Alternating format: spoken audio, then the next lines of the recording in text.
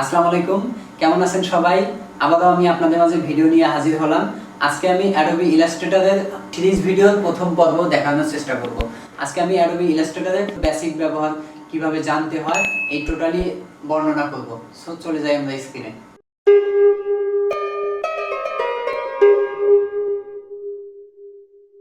চলে আসলাম স্ক্রিনে। আমরা আজকে দেখব অ্যাডোবি ইলাস্ট্রেটরের ফার্স্ট পর্ব, অ্যাডোবি ইলাস্ট্রেটর কিভাবে ওপেন করতে হয় এবং এই ক্ষেত্রে কি কি বিষয়ের সাথে আমাদের পরিচিত হতে হয় নতুন অবস্থায়, এবং পরবর্তীতে কিভাবে আমরা এই সফটওয়্যারটাকে স্মুথলি ইউজ করতে পারবো, এই পুরো ব্যাপারটা আমরা আজকে।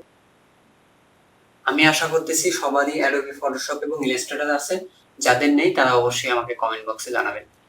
সো আমি প্রথমে অ্যাডোবি ইলাস্ট্রেটর সফটওয়্যার ওপেন করার পর আমাদের যে উইন্ডোটি আসে সেটি হলো একদম ফাঁকা একটি উইন্ডো আসে। এখান থেকে আমাদের নতুন একটি ডকুমেন্ট ক্রিয়েট করতে হয়, যেটির আমরা শর্টকাট ইউজ করি। আমাদের এই ক্লাসগুলোতে শর্টকাট থাকবে অনেকগুলো। আমরা ক্লাসগুলোতে শর্টকাটগুলো সুন্দরভাবে মনোযোগ দিয়ে লিখে নেব খাতায়। সো আমাদের নতুন ডকুমেন্ট নেওয়ার শর্টকাট হলো কন্ট্রোল-N। আজকে আমরা দেখব যে একটি নতুন ডকুমেন্টের কি কি বিষয় আমাদের খেয়াল রাখতে হয়। আমরা যখন অ্যাডোবি ইলাস্ট্রেটরে কোনো একটি ডকুমেন্ট, নতুন একটি ডকুমেন্ট সেটআপ দেব, নতুন একটি পেজ নেব, সেক্ষেত্রে আমাদের এই পুরো বিষয়টি আমাদের বাম পাশের পুরো বিষয়গুলো দেখতে হয়। দেখুন এখানে আমরা অ্যাডোবি ইলাস্ট্রেটরে যে ডকুমেন্টটি নিচ্ছেন সেই ডকুমেন্টের নাম আমরা লিখতে পারি। আমি যদি লিখি ফার্স্ট ক্লাস, ওকে। এরপর আমরা দেখেন ওয়াইট এবং হাইট, এই বিষয়গুলো আমাদের দেখতে হয়। এখানে কয়েকটি ইউনিটে আমরা আমাদের পেজ সাইজ, আমাদের ডকুমেন্ট সাইজ পরিমাপ করতে পারি। এর মধ্যে মোস্ট পপুলার হলো ইঞ্চি, পিক্সেল, সেন্টিমিটার, মিলিমিটার। অলমোস্ট সবগুলোই এখানে যে 6টি ইউনিট আছে সবগুলোই দেওয়া আছে। আমরা এর মাঝ থেকে করব। আমরা যদি পিক্সেলে করি, ওকে, আমি পিক্সেল নিয়ে যে কোনো 2000 বাই 2000 পিক্সেলের যে কোনো একটি আর্টবোর্ড বা একটি ডকুমেন্ট নিয়ে নিলাম। এইখানে একটু দেখুন যে আর্টবোর্ড সংখ্যাটা আমরা যদি এখানে 1 দেই তাহলে একটি আর্টবোর্ড হবে, আমরা যদি 2 দেই তাহলে দুইটি আর্টবোর্ড হবে, আমরা যদি 3 দেই তাহলে তিনটি আর্টবোর্ড হবে। দেখুন আমি যদি এখানে 1 লিখে ক্লিক করি তাহলে আমাদের একটি আর্টবোর্ড হয়ে যাচ্ছে। দেখুন একটি আর্টবোর্ড চলে আসছে। সো আমরা যদি এটাকে 1 না লিখে 3 বা 2 লিখতাম তাহলে আমাদের দুইটি আর্টবোর্ড চলে আসতো। আমরা যদি এখানে 2 লিখি, আমাদের এখানে দুইটি আর্টবোর্ড চলে আসবে। ঠিক আছে, আমার মনে হয় যে এই ব্যাপারটি কারো কোনো প্রবলেম থাকবে না। সো আমি আবারও কন্ট্রোল-N দিয়ে নিউ ডকুমেন্ট, যারা শর্টকাট মনে রাখতে পারেন না বা মনে রাখতে চান না তারা ফাইল ফাইল থেকে নিউ, ওকে, মেনু বারে ফাইল থেকে নিউ এ ক্লিক করলে হয়ে যাবে। তবুও আমি চাবো যে আপনারা শর্টকাটটা অবশ্যই মনে রাখেন। ওকে, এরপরে যে বিষয়গুলো আসতেছে, আমরা যখন টপিক শিখবো তখন আমরা ব্লিড এরিয়া কি, এই জাতীয় সব বিষয়গুলো শিখবো। আমাদের পুরো ইলাস্ট্রেটরটা ওপেন হয়ে গেছে। আমরা এইখানে যে সাদা অংশটা দেখতে পাচ্ছি এইটাকে আমরা মূলত আর্টবোর্ড বলি, আর্টবোর্ড এরিয়া বলা হয় এটাকে। আমরা শুরুতে নতুন ডকুমেন্ট নেওয়ার সময় যে পেজ সাইজ নিয়েছিলাম সেই পেজ সাইজ অনুযায়ী একটি সাদা আর্টবোর্ড ক্রিয়েট হয়েছে। এটা ডিফল্ট ভাবে ক্রিয়েট হয়। দেখুন আমাদের ডকুমেন্ট ওপেন করার পর আমরা উপরে সর্বপ্রথম যে মেনুটা পাই, মেনু বারটা পাই, সেটা হলো file, edit, object, type, select, effect, view, window, self. এটা হলো মেনু বার। এবার আমরা এই বাম পাশে যে টুল মেনুটা পাই, টুল বক্সটা পাই, এই টুল বক্সের টুলগুলো ব্যবহার করেই মূলত আমরা আমাদের সমস্ত ডিজাইনগুলো করে থাকি। এতে অনেকে বিভিন্নভাবে টুলস বক্স সাজায় নেয় তার টুল বক্সগুলো, সেদিকে আমরা না যাই। আপনার টুল বার আছে কিনা, টুল বক্সটি আছে কিনা, আপনার এই মেনু বারের নিচে অপশন বার, এই বিভিন্ন ধরনের অপশন থাকে, এইটা আপনার আছে কিনা। যদি এর ব্যতিক্রম কারো হয় সেক্ষেত্রে দেখেন আমাদের এই পুরো উইন্ডোটাতে, পুরো স্ক্রিনটাতে যত কিছু দেখা যাচ্ছে, কোনো কিছু যদি আপনার না থাকে, কোনো কিছু যদি আপনার মিসিং থাকে, সেই জিনিসটাকে আমরা কিভাবে আনতে হয় সেটা আমরা দেখবো। সেই জিনিসটা মূলত আমাদের উইন্ডোজ থেকে আনতে হয়। এই যে মেনু বারে উইন্ডোজ থেকে দেখুন যে বিষয়গুলোতে টিক মার্ক দেওয়া আছে সেগুলো এখানে আমরা স্ক্রিনে দেখতে পাচ্ছি। দেখুন আমরা কন্ট্রোলটাতে যদি টিক মার্ক দেওয়া আছে এটাকে আমরা যদি তুলে দিই, দেখুন আমাদের এই মেনু বারের নিচে যে বিভিন্ন অপশন গুলো ছিল এই অপশনস গুলো নাই এখন।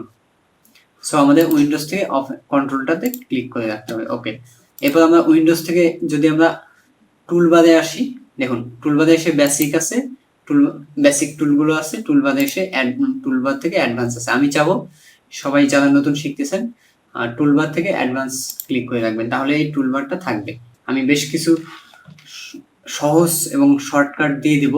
আপনারা যারা আমাদের অ্যাডোবি ইলাস্ট্রেটরের পার্ট 1 ক্লাসটা করতেছেন তারা অবশ্যই এই সিরিজের সবগুলো ভিডিও ক্লাস করবেন এবং ক্লাস অনুযায়ী যে হোমওয়ার্কগুলো দেওয়া থাকবে, ক্লাস অনুযায়ী যে কাজগুলো দেখানো থাকবে সেই কাজগুলো করবেন, প্র্যাকটিস করবেন। আমি আশা করব যে আমার এই কোর্স, এই ফ্রি গ্রাফিক ডিজাইন কোর্সের সিরিজের ভিডিও দেখে আপনারা একজন প্রপার লেভেলের একজন গ্রাফিক ডিজাইনার হতে পারবেন এবং মার্কেট প্লেস ইনকাম করতে পারবেন। এখন যে বিষয়টাতে আসি, আমরা সর্বপ্রথম ডকুমেন্ট নেওয়ার পর কি কি বিষয় আমাদের মাথায় রাখতে হয় সেটা হলো আমাদের টুলবারের সাথে একটু পরিচিত হইতে হয়। দেখুন, আমাদের প্রথম যে টুলটা আছে সেটির নাম হলো সিলেকশন টুল। সিলেকশন টুল যার শর্টকাট হলো ভি। প্রথম যে টুলটা আছে সেটি হলো সিলেকশন টুল যার শর্টকাট হলো ভি। এই টুলটিকে আমরা সব টুল ব্যবহারের পরই এই টুলটিকে ব্যবহার করা হয়। অর্থাৎ আমি যদি রেক্টেঙ্গেল টুল নেই তাহলে এটাকে আমি আবার ভি চেপে নর্মাল পজিশনে চলে যাই। এই হলো ব্যাপার। সো আমি বেশ কিছু শর্টকাট দিয়ে দিচ্ছি, শর্টকাটগুলো একটু যদি লিখে নেন তাহলে আপনাদের জন্য অ্যাডোবি ইলাস্ট্রেটর ব্যবহার করা খুবই সহজ হবে। শুরুতে যে বিষয়টা আমি বলবো, কপি করা। আমরা অনেকেই জানি কপি কিভাবে করে। আমি একটি শেপ নিলাম, কন্ট্রোল সিতে হলো কপি করে, কন্ট্রোল সিতে কপি। ওকে, কন্ট্রোল সিতে কপি করলাম, কন্ট্রোল ভিতে হলো পেস্ট, কন্ট্রোল ভিতে আমি পেস্ট করে দিলাম, কন্ট্রোল সিতে কপি, কন্ট্রোল ভিতে পেস্ট। আচ্ছা, আমাদের আরো একটি বিষয় আমাদের জানতে হবে, সেটি হলো যে আমরা কোনো একটি শেপ নিলে, দেখুন একটু যদি আমি পার্থক্যটা বোঝানোর চেষ্টা করি তাহলে বুঝতে পারবেন।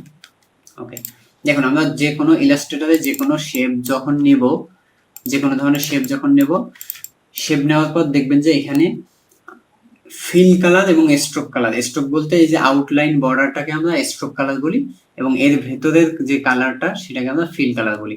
এই ফিল কালার, স্ট্রোক কালার মূলত এই টুলবারের এই টুল বক্সের নিচে দেখবেন, টুল বক্সটির নিচে দেখবেন যে এখানে উপরের কালারটা হলো ফিল কালার, যেমন এই ব্ল্যাক কালারটা দেখুন ফিল লেখা আসছে, আর নিচের কালারটা হলো স্ট্রোক কালার।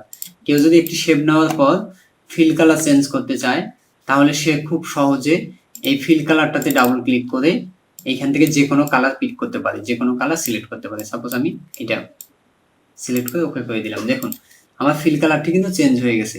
কেউ যদি চায় যে আমি ফিল কালারটিকে রাখবো না, একদম এমটি রাখবো, সেক্ষেত্রে দেখুন নিচে নান লেখা আছে, এই ফিল এবং স্ট্রোকের নিচে সুন্দরভাবে নান লেখা আছে। এই নান লেখাটাতে ক্লিক করলে দেখুন আমাদের এখন কোনো ফিল কালার নাই, ফিল কালার নান হয়ে গেছে। এখন শুধু আমাদের স্ট্রোক কালার আছে। স্ট্রোক কালারও চেঞ্জ এভাবে করতে পারবেন, যে কোনো কালারকে পিক করলেই সেটা স্ট্রোকে চলে যাবে। ওকে, দেখুন আমার স্ট্রোকটি অনেক মোটা দেখা যাচ্ছে, এর কারণ হলো স্ট্রোক কালারে মূলত যখন আপনি কোনো একটি শেপকে সিলেক্ট করবেন উপরে দেখবেন অনেকগুলো অপশন চলে আসছে, অপাসিটি, ইউনিফর্ম, বেসিক। এইখান থেকে দেখুন স্ট্রোক লেখা আছে একটিতে, স্ট্রোক দেখেন 12 পিটি দেওয়া। স্ট্রোক সাধারণত আমরা 1 দিয়ে কাজ করি, স্ট্রোক সাধারণত আমরা 1 দিয়ে কাজ করি। ওকে, আমি ফিল কালারটি দিয়ে দিই তাহলে আপনাদের বুঝতে সুবিধা হবে। ওকে, এখানে তাহলে আমাদের ফিল এবং স্ট্রোক কালারের শেপ আছে। ওকে, শুরুতে আমি যে শর্টকাটগুলো দিয়ে দিতে চাচ্ছিলাম সেগুলো একটু আমরা এখন লিখে নিই। আমি খুব সহজে জুম করতেছি, জুম ইন করতেছি, জুম আউট করতেছি, ডানে নিচ্ছি, বামে নিচ্ছি, উপরে নিচ্ছি, নিচে নিচ্ছি। এই যে ফ্রিডমটা, এই ফ্রিডমটা আপনিও পাবেন। এমনিতে মাউস দিয়ে টানেন, দেখেন কোনোভাবেই যাবে না। এই ফ্রিডমটা আপনি পাবেন যদি আপনি এই শর্টকাটগুলো জানেন। সো শুরুতে আমি যেটা বললাম, কন্ট্রোল সিতে কপি, কন্ট্রোল ভিতে পেস্ট, এটা একটু গেল।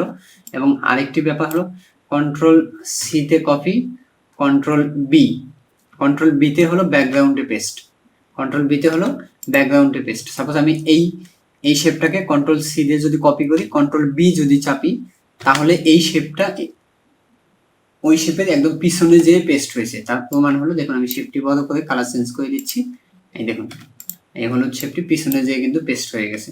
তাহলে কন্ট্রোল সিতে কপি, কন্ট্রোল ভিতে পেস্ট, কন্ট্রোল সিতে কপি, কন্ট্রোল বিতে হলো ব্যাকগ্রাউন্ডে পেস্ট। ওকে, কখনো কোনো